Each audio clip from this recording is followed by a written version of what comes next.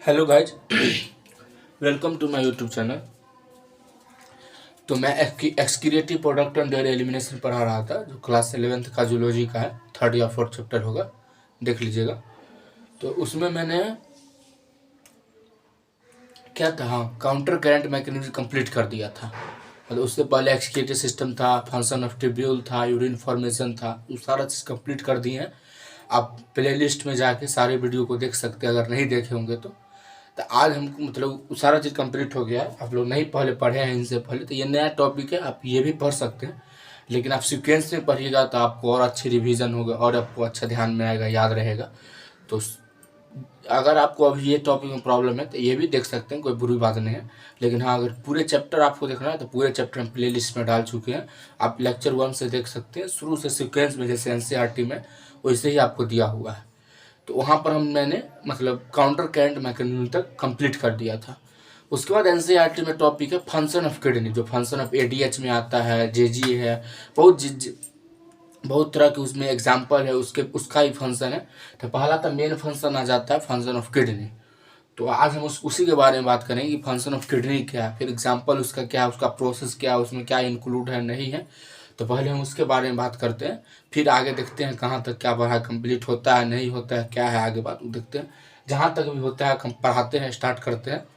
तो आप लोग साथ साथ लिखिएगा, कोशिश रहेगा कि हाँ साथ साथ लिखिए, नहीं लिखिएगा तो हम समय देते हैं वैसे। और नहीं, अगर साथ साथ लिख लीजिएगा तो और अच्छी बात है, तो हम कम समय देंगे और उसके बाद मिटा के जल्दी से ना आपको समझाएंगे कि जितना कम समय हमको दीजिए उतना अच्छा समझा पाएंगे। तो यही रहेगा कि साथ साथ लिखने की कोशिश कीजिएगा। नहीं, कोई बात नहीं, अगर नहीं लिख पाते हैं, नहीं दिखता है तो हम हट जाते हैं, वीडियो को पॉज किया कर लीजिए, नहीं तो उसे समय भी हम देते हैं, तो समय उसके उसी में लिख लिया कीजिए। तो चलिए, ज़्यादा बात नहीं करते हैं इसमें, और उसमें फंक्शन ऑफ किडनी के बारे में चलते हैं कि उसमें क्या पढ़ना है नहीं पढ़ना है। तो चलिए लिखते हैं। फंक्शन ऑफ किडनी क्या है नहीं है उसके बारे में पहले बात करते हैं।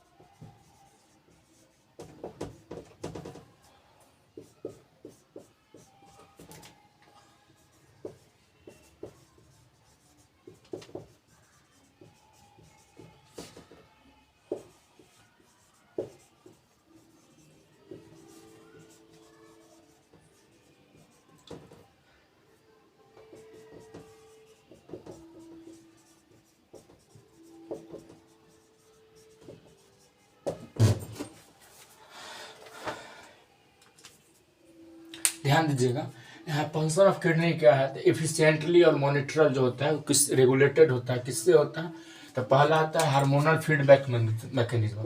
मतलब जो फंक्शन ऑफ किडनी क्या होता है, तो हमारे बॉडी में जो हार्मोन होते हैं उसके फंक्शन, हार्मोन के फंक्शन के जो मैकेनिज्म होते हैं हमारे बॉडी में, हार्मोन किससे कैसे काम करता है, नहीं काम करता है, तो किडनी के ही फंक्शन में तो हार्मोन का बहुत बड़ा इंपॉर्टेंट रोल होता है। तो वही है हार्मोनल फीडबैक मैकेनिज्म के द्वारा फंक्शन ऑफ किडनी होता है।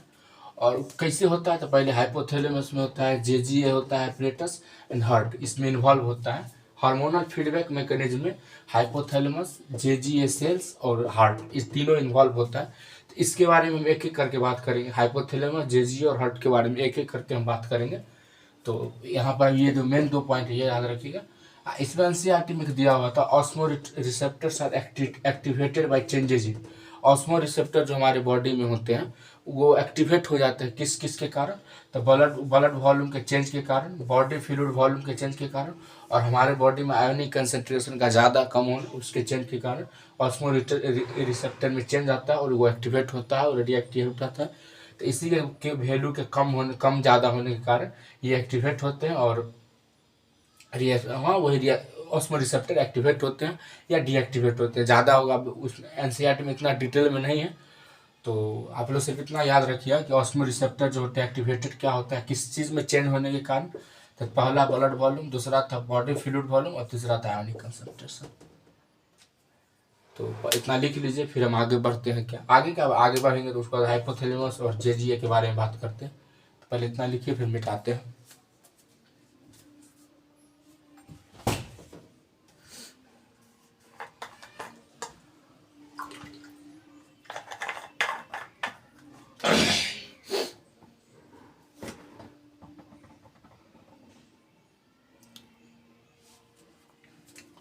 लिख लिए होंगे, मिटाते हैं।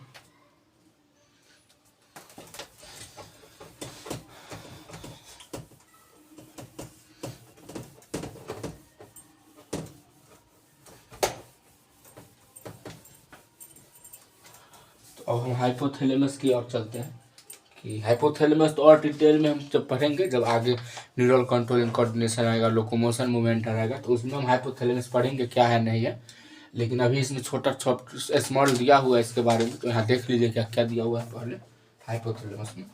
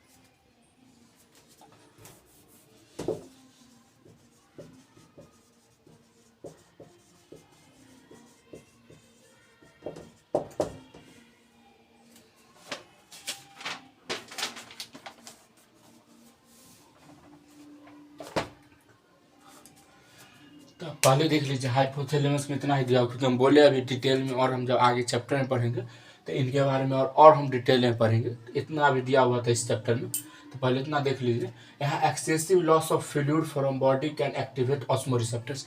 अभी हम जब पिछले स्लाइड में जब हम बता रहे थे तो वही बता रहे थे कि बॉडी फ्लूइड वॉल्यूम में कम बेस होने के कारण, या ब्लड वॉल्यूम में कम होने के कारण, या आयन कंसंट्रेशन होने के कारण ऑस्मोरिसेप्टर्स एक्टिवेट हो जाते हैं। तो सेम वही बात यहाँ पर आगे लिखा हुआ है कि एक्सेस जब लॉस हो जाता है बॉडी फ्लूइड का हमारे बॉडी से, तो वो क्या कर देता है, तो ऑस्मोरिसेप्टर्स को एक्टिवेट कर देता है। तो ये याद रखिए इसमें किसका रोल होता है एक्टिवेट कराने में, तो हाइपोथैलेमस का बहुत बड़ा रोल होता है। It stimulate the hypothalamus to release hormone. Hypothalamus क्या करता है, ऑस्मोरिसेप्टर को जब एक्टिवेट हो जाते हैं लॉस ऑफ फ्लूइड को, तो ये हाइपोथैलेमस को एक्टिवेट करता है हार्मोन रिलीज करने के लिए, एडीएच एंटी डायरेटिक हार्मोन, और वेसोप्रेशन फ्रॉम न्यूरोहाइपोफाइसिस क्या है, तो वो जब हम आगे पढ़ेंगे उसके बारे में हम बात करेंगे। तो ये आप याद रखिएगा कि हाइपोफाइसिस में तो एडीएच हार्मोन रिलीज होता है। एडीएच हार्मोन जब रिलीज होता है तो ऑस्मोरिसेप्टर जब डीएक्टिवेट हो जाता है, या बॉडी को बोलता है कि तुम्हारे बॉडी में फ्लूइड की कमी हो रही है, एक्सेस डालो, तो यहाँ लॉस होता है। तो फिर जब ये हार्मोन निकलता है तो फिर वो इंडिकेट करता है हमारे बॉडी को कि तुम्हारे बॉडी में फ्लूइड की कमी हो रही है। तो देखा कितना कोरिलेट है आप एक दूसरे में। यहाँ पर पहले फ्लूइड लॉस हुआ तो ये एक्टिवेट हुआ ऑस्मोरिसेप्टर हाइपोथैलेमस को बोला हार्मोन रिलीज करने के लिए, और जब हार्मोन रिलीज हो गया एडीएच, तो एडीएच हमारे बॉडी को बोलता है कि तुम्हारे बॉडी में फ्लूइड लॉस हो रहा है, तो आप कैसे भी रिकवरी कीजिए। ठीक है ना, तीनों पॉइंट जो है एक दूसरे से इंटरकनेक्ट। तो पहले ये तीनों आप याद रखिएगा, हाइपोथैलेमस के बारे में यहाँ पर इतना दिया हुआ है तो लिख लीजिए। फिर हम आगे इसका एडीएच का फंक्शन क्या है उसके बारे में भी आगे बात करते हैं। तो पहले इतना लिख लीजिए, फिर उसके बाद हम जेजी ये बात करेंगे। बहुत सारे टॉपिक है इसमें, पहले एडीएच के बारे में भी बात करते हैं। पहले इतना लिखिए।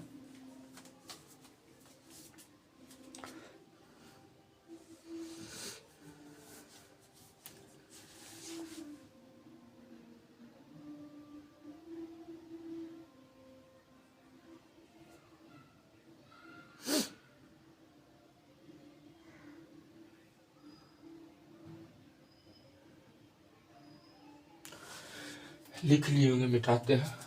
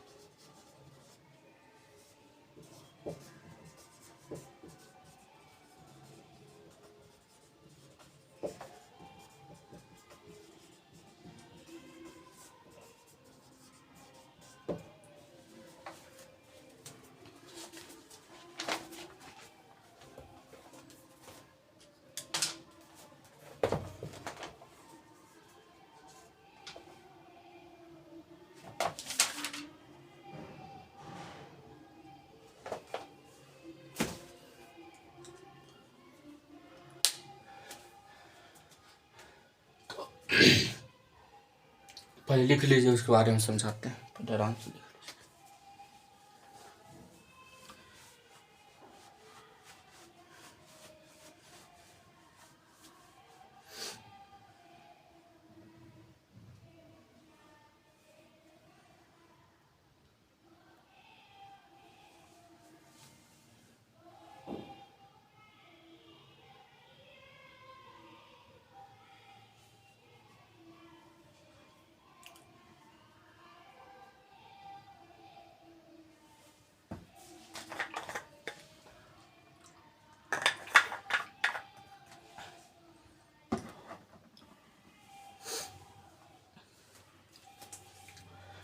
लिख लिए होंगे, नहीं लिखे होंगे तो वीडियो को पहले पॉज कर लीजिए, लिख लीजिए। उसके बाद हम समझा रहे हैं क्या क्या है इसमें, फंक्शन ऑफ एडीएच में क्या है। द फंक्शन ऑफ एडीएच पहला पॉइंट है, water reabsorption from later part of the tubule thereby preventing dialysis. हमारे बॉडी में डायलिसिस हो जाता है तो बॉडी में हमारे बॉडी में अलग अलग पार्ट में वाटर प्रेजेंट होते हैं, तो वो जो बॉडी है वो हमारे बॉडी में वाटर रीअब्जॉर्ब होने लगता है, जो अलग अलग पार्ट में हमारे बॉडी में फ्लूइड है। तो क्यों होता है, तो डायलिसिस को प्रिवेंट करने के लिए होता है। नोट है, जब एन इंक्रीज बॉडी फ्लूइड, जब बॉडी में हमारे बॉडी में जब फ्लूइड का इंक्रीज हो जाता है तो can switch off the osmo receptor. अभी बोले थे ना कि जब हमारे बॉडी में फ्लूइड का कमी होता है तो ऑस्मो रिसेप्टर्स अपने आप एक्टिवेट हो जाते हैं। तो जब हमारे बॉडी में फ्लूइड का रिकवरी हो जाएगा तो वो अपने आप स्विच ऑफ हो जाएगा, ऑस्मो रिसेप्टर्स स्विच ऑफ हो जाएगा, क्योंकि जब लॉस होता है तो एक्टिवेट हो जाते हैं। तो जब हमारे बॉडी में कोई चीज़ रिकवरी हो जाएगा तो ये ऑफ हो जाएगा। जैसे मोबाइल चार्ज आपका नहीं रहता है तो आप ऑन कर देते हैं, जब वो आप चार्ज हो जाता है तो आप क्या करते हैं, स्विच को ऑफ कर देते हैं। तो वही जब हमारे बॉडी में नहीं होता है पानी, मतलब पानी बहुत कम होता है तो वो एक्टिवेट हो जाते हैं। जब हमारे बॉडी में वाटर की मात्रा भरपूर हो जाती है, जितना ज़रूरत है उतना हो जाते हैं, तो फिर ये जो है ऑस्मो रिसेप्टर्स अपने आप ऑफ हो जाते हैं एंड क्या करते हैं, एडीएच को सप्रेस करते हैं फीडबैक रिलीज करने के लिए। उसके बाद आ जाता है ADH can also affect the kidney function by it's constitutive effect on blood vessels. तो एडीएच का फंक्शन ये भी है कि ये किडनी के फंक्शन को भी अफेक्ट कर सकता है। वो कॉन्स्टिट्यूटिव इफेक्ट ब्लड वेसल्स में जो इफेक्ट होगा उसके कारण किडनी के फंक्शन में भी ये रोल निभा सकता है, मतलब अफेक्ट कर सकता है। ये क्यों होता है, ये क्यों होता है, तो इंक्रीज ब्लड प्रेशर जब इंक्रीज हो जाए उसके कारण होता है। उसके कारण फिर ग्लोमेरुलर